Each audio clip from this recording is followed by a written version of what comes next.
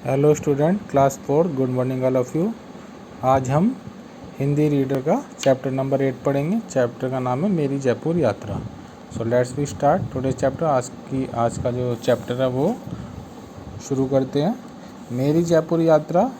इस पाठ में पत्र के माध्यम से राजस्थान की राजधानी जयपुर की सुंदरता व विरासत को खूबसूरत वर्णन किया गया है।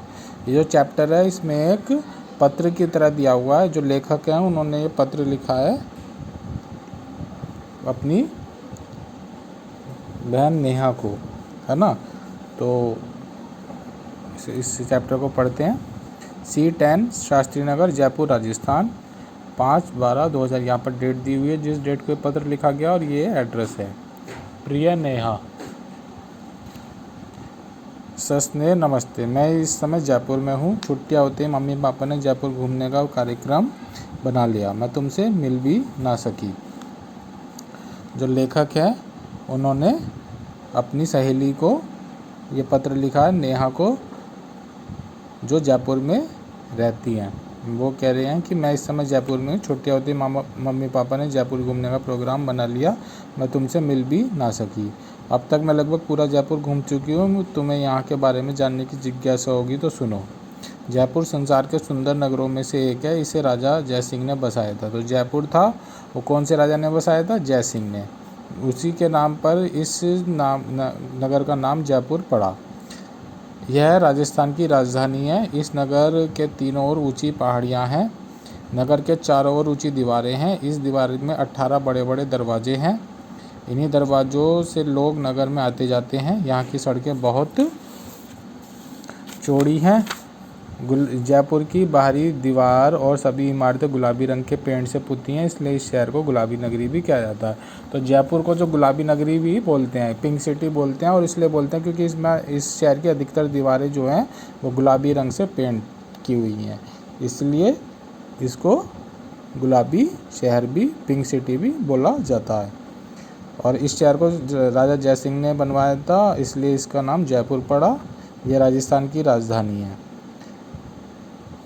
कल हम लोग यहाँ का राजमहल देखने गए थे। बहुत विशाल है और इसकी सुंदरता का वर्णन तो मैं कर ही नहीं पाऊँगी। महल के एक हिस्से में संग्रहालय म्यूजियम को बोलते हैं।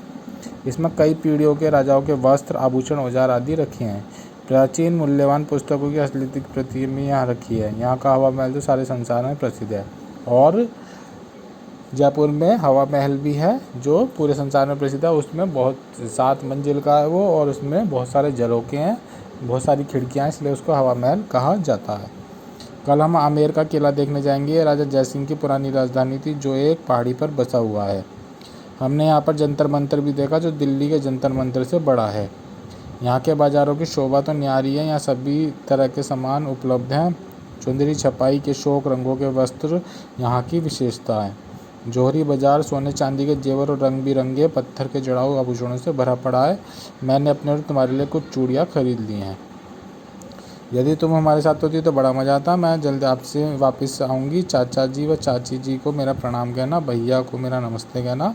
तुम्हारी सहेली।